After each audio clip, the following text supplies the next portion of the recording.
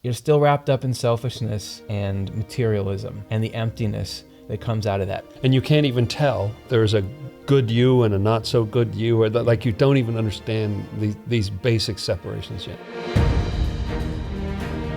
This, I feel like if there's any part of the Bible where Swedenborg reveals the internal sense of it, this is the part where it's like, oh yeah, it's a head nodder. You already know there's got to be some kind of internal sense there. I'm talking about the story of the creation of the world. Oh, So the very beginning of the whole Bible. 18th century papers that Swedenborg wrote at the behest of Jesus Christ, according to him, reveals this language of angels that the Bible is written in, including the world was created in 7 days.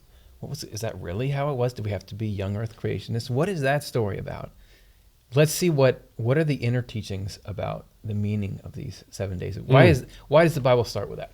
And as a literal story, there are a lot of problems with the creation. How do you get days before there is a sun?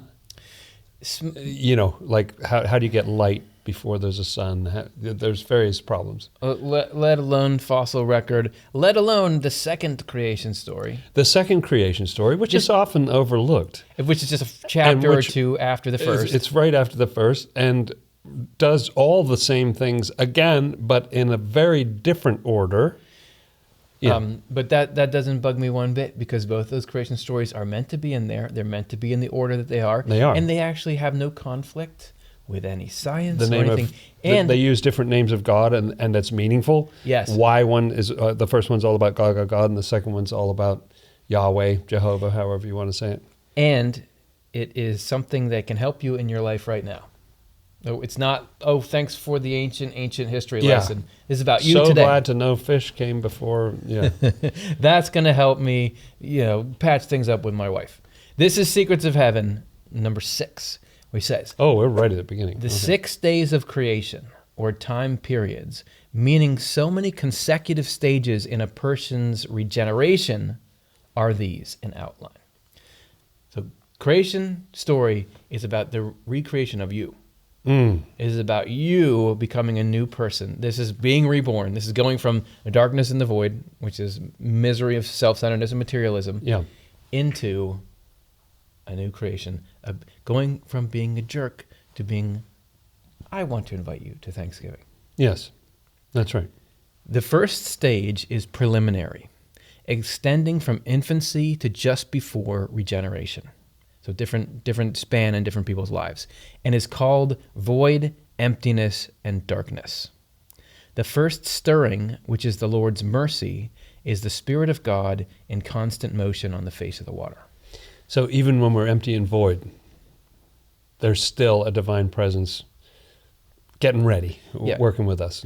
When it's saying in the beginning, God created the heaven and earth, this is the beginning of your rebirth. Yeah. This is when the story starts for you. Like, it's fine, you were doing all that stuff before, but now we're bringing you to life. You're the one who's void and empty. And don't worry, it's not going to last, because this is exactly how, throughout the course of your life, God is going to turn on the lights. In the second stage, a distinction is drawn between the things that are the Lord's and those that are our own. The things that are the Lord's are called a remnant in the Word. So this is the remnant. It's often talking about the remnant, like the children of Israel are taken out of the land, and then a remnant comes back. So he's comparing this earliest story in the Bible to that idea of the remnant, and that's built inside. Like there's a higher and lower level, and there's a remnant in there. God's all, let there be light, and separate the waters from the water. There's all this distinction going on. What is that all about? Why does God care about, sure, maybe he's trying to create a physical world, but why does that matter so much? What the actual creation is talking about is this: when we start to, at first it's all just this indistinct mass inside you. There's that selfishness right alongside altruism. It's just all tangled up. That's right. And you can't even tell. You don't even know yet that you're different people at different times. Yeah. Or that there's a good you and a not so good you, or that you don't even understand these basic separations yet. It's the unexamined life. Yeah. So now we're starting to understand, there's certain things that are from God and certain things that are from hell. Yeah. Or from the opposite of God, anti-God. The third stage is one of repentance. During this time, at the prompting of the inner self, we speak devoutly and reverently and yield a good harvest, which are acts of neighborly kindness, for instance. These effects are lifeless nonetheless, since we suppose that they come of our own doing. Wow. And so everything he's describing, it's so funny to think like most of us in our lives, like well into adulthood, is what would be called empty and void. Like there's absolutely nothing, we think, well, no, but I got through school and I meant to do something and then I got this award and then what about all that? Empty and void, haven't gotten started yet. Well, did you ever read, there's a near-death experience book called Return from Tomorrow by a guy named George Ritchie. Oh, I think I did, yes. It was one of the early classics in that genre. This is a guy who, he was pretty young. I think he was 21 or 22. He was in the military, got some kind of serious illness where he spiked a really high fever, died, left his body, was zooming around the barracks for a while, sucked through the tunnel of light, ended up in front of God and angels and did what we now call a life review, where he was looking over the moments of his life. And he was thinking, he describes that, I know what's going to be really important in this life review. Well, when I got my Eagle Scout, that's really important. That was a big accomplishment when I did something. But what he was seeing is God and the angels didn't really care about that, because what he was feeling at that time was just kind of pride in himself. And that wasn't a big deal. The things that are big deals are whenever you express love toward people, when you push away that selfishness and materialism. So if we think these are the most important things in life, those aren't the most important things in life. That's not the big deal moments of your life. Yeah. And so this repentance, this third day, you're getting to the point where you're actually starting to do some good things for people. And I think it says they aren't terribly lifeless. They don't have much life in them yet. They're pretty lifeless because you still think you're the one doing your life. It's still self-serving. Even, you can be like we are here talking all these things about God and about truth. If it's just to make you sound good and you're just trying to get something through it, it's fine. It's not bad, but it's just not that alive. Yeah. It's because the purpose is still selfish. The life is when the purpose starts to be, I really want God to be able to do good through me. Here. That's right. I want something good to happen. And so your good works at that point are kind of like a lawn, I think grass is mentioned in Genesis, and there's not that. Eventually, you get some fruit trees or something. Yeah, right? You can't eat it. You can't eat that. I don't know if I ever mentioned this. Why would I ever want to make it clear to people what we're doing here so they can understand what we're talking about? But each of these stages it's mentioning, these are one of the days of creation. So when it says the third stage is one of repentance, that's in the story, the day 3. And what happens in day 3, this is the inner meaning of that. A very summarized version of it. You get dry land, you get plants, if memory serves. Yes. So start to sprout up on the dry land. Yeah. And this is just he has chapters and chapters about the details of this, but this is the summary. In the 4th stage, so this will be the 4th day of creation. What is that? That's the sun and the moon. That's and the where stars. The sun and the moon start. Yeah, that's very exciting. In the 4th stage, love stirs and faith enlightens us. Because the sun, wherever you see the sun, that's about love. And wherever you see the moon, that's about faith. And the reason psychologically that you could have light before you have the sun is that what the sun means in this situation is not the ball of fire in the sky. It's something of God in you. It's a love. A love gets kindled in you that wasn't there before. So you had knowledge before, just that sort of general light that was there, but you didn't get something. You didn't have something living love, living faith, starting boom when they're kindled inside you. It's an exciting step. You may have already started to reform your behaviors. I don't do this stuff that I used to do because it's not very good. And I think of that sort of sound that when you light a burner on a gas stove, or something, you got that little boom. I know exactly that sound. It's sort of like an ASMR that. Yeah, when the sun comes in, when you got the sun and the moon and the stars, when something kicks in your inner self. Like until now, you've been sort of going through the motions, but you think you're doing it all. So you produce some grass. That's great. Well done. But now it gets boom.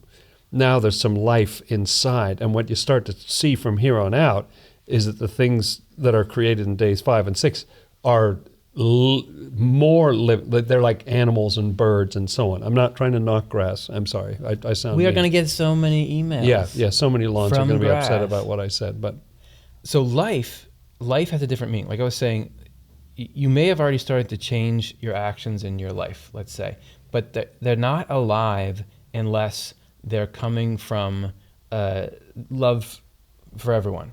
So you've got this creation story, which in the literal sense is about the start of life and the start of existence. yeah. Swedenborg is saying this only takes place in you. You can be alive and walking around and getting your Eagle Scout, that's fine, but you haven't started to come to life because you're still wrapped up in selfishness and materialism and the emptiness that comes out of that. Life is when you're starting to do things for good reason and you're starting to understand what's really going on, which is that God is the one behind everything.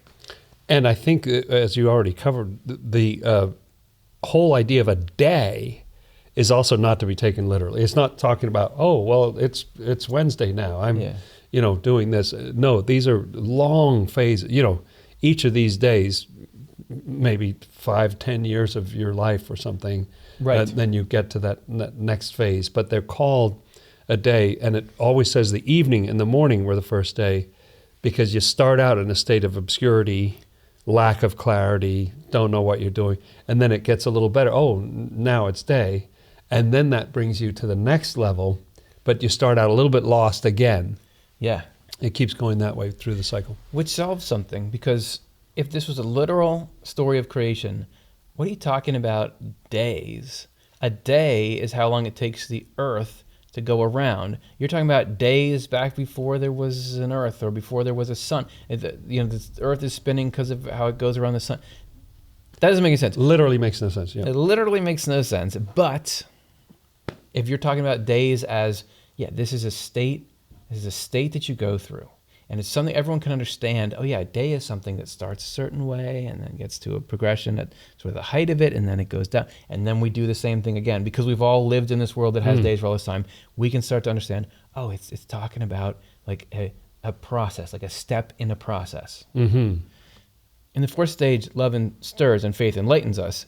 Before this time, we may have spoken devoutly and yielded a good harvest, but we did so in a state of trial and anguish, not at the call of faith and kindness. In consequence, they are now kindled in our inner self and are called the two lights. So, what I was talking about before, we were talking about, Isaac and... Yeah, that's what I was just thinking. Okay, so good. Luckily, I cut you off to say what you were going to say, neither of us have to say but not in anything. a very clear way. No. Jesus is going through these times of trial. You go through these times of trial. That's how it starts. Your regular life, your ego loves your regular old life. Yeah. It was fine the way it was. As selfish as materialism is great, until God says, I think we can do better, and allows for the conditions in which that gets disrupted.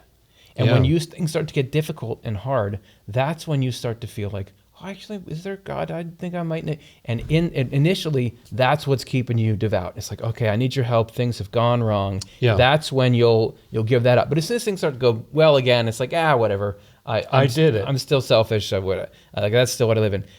But by the time you get to the fourth stage, that's when you start getting spiritual, not because you're scared, but because you believe that love is important, because you're feeling love for people. And when that kicks in, when the love kicks in, when that real faith, not just sort of some knowledge in your head and saying, well, no, I believe. No, you can actually see it in your mind's eye. Like, it makes sense. There's a God, there's an afterlife, this stuff kicks in. Then everything from there on out that gets created is more alive. In the fifth stage, so the fifth day of creation, we speak with conviction and in the process strengthen ourselves in truth and goodness. The things we then produce have life in them and are called the fish of the sea and the birds of the heavens. And it's always this two-level, it's a very clever story, because you have fish down here, you have birds up in the air. So very early on, there was that division of the waters. There was water below, water above, but not living in the same way as fish and birds are. Now you've got fish in the water, you've got birds in the air, You've got some living thoughts, some understanding. You've got outer understanding, inner understanding that are alive and going out and doing things in a way that they didn't before. And even they're reproducing. Like you get more and more insight. Yeah. They're growing. And I think, so speaking of like investigating it with irrationality, eventually with Swedenborg's concepts, you get to a point where you get it and you can see it in life. And so like fish, he compares these, I believe, to sort of like facts, factual knowledge. Yeah. So this is just the stuff you've gathered, basic tenets of how the world works. Yeah. Okay, cars drive on the road. You get sunburned in the sun. I'm trying to think of like what are any facts people I know. Get mad when you criticize them. People get mad when you criticize them. So I know that stuff. That's like the fish. And then birds are more like rational concepts, a little more complex. Like and spiritual. I mean, they've got wings, right? Yeah, they're soaring, right? So these concepts can fly high. So then them being brought to life here, like before, when you were back in the void and your life was being run by selfishness and materialism, you had all those facts in you, but they weren't alive because they weren't being used for good. Yes, they were just being used to support your self-centeredness and your mistaken beliefs about reality. And it was just stuff you'd learned. And so it's just stuff lying around in your attic kind of thing. That's right. But then once you're being driven by love, like the lights have showed up, you've got this love from God, faith is becoming something that's real for you. Then all those things you know about how to navigate life and everything, they come to life because then you use that knowledge to go and live this love and live this faith out in the world. So that's why what before was just water is now fish. And it's now bird. What just was air is now birds. It's striking me that one possible meaning of it is that you can now see, like you had a sense of, okay, cities work this way, and then the countryside works that way, or different nations in the world. But now you can see the hand of God in it, it's alive. You can see how the divine love created this situation. You can see why it's terrible that people go through such suffering, but you can see what use that serves, and you just get perspective on all these things. It just happened for me a second ago, like during this show. So I've got to go and give this talk later this week, and I got to fly in an airplane, and I got to try not to get sick for it. My daughter just got sick. Oh, so I was like, okay, am I going to get sick for this, and am I going to be able to? And then as we were talking about like times of trial and stuff in this show, I was like, oh, right. The times of trial are like necessary for growth. So I'm going to take these same facts I know about this and just say, no, like the Lord is going to use this situation however he needs to continue to take me from being without form and void into it came alive. It's the same thing, but now that stuff is alive. You know what I'm talking about? Yeah. You're watching it in real time. People, this is real. Okay. In the sixth stage, we act with conviction and therefore with love in speaking truth and doing good. What we then produce is called a living soul and a beast. Because we begin to act as much from love as from conviction, we become spiritual people who are called God's image. This is when the people show up. Yeah, that's right, because human beings are also born in that sixth day. That's right. And so you get animals first, and then... So that fools everybody, because everybody thinks, oh, well, there are no human beings in this story until the sixth day. Yeah. No, this is all you. This is all happening in you. But there's a difference between wearing a human flesh suit and actually being human, like having the qualities of humanity, being humane. Yes. Before, you got your mind, and there's some things that are coming to life. You got birds and fish and plants in there. That's great. When you start to be like this, it's like you got humanity inside you, which is not to replace or displace those other things, but it's a new level of depth and dimension in you, man. And I like that. It is additive. The whole story is additive because you don't get rid of the plants. No. You don't get rid of the fish when you get the birds. You don't get rid of the birds when you get the animals. If you did, you would be in trouble. No, you would. You would be in big trouble because you wouldn't survive. So all that you're seeing, just like you got the biosphere and it all works together here, is the same thing within your mind. There's a little biosphere and spiritual biosphere inside you. I'm telling you, man. In regard to our spiritual lives, we now find pleasure and nourishment in religious knowledge and acts of kindness, and these are called our food. In regard to our earthly lives, we still find pleasure and sustenance in things related to our body and our senses, which cause strife until love takes charge and we develop a heavenly character. What a story. So eventually love takes over. And so it's really saying in that inner level that this is all more complex.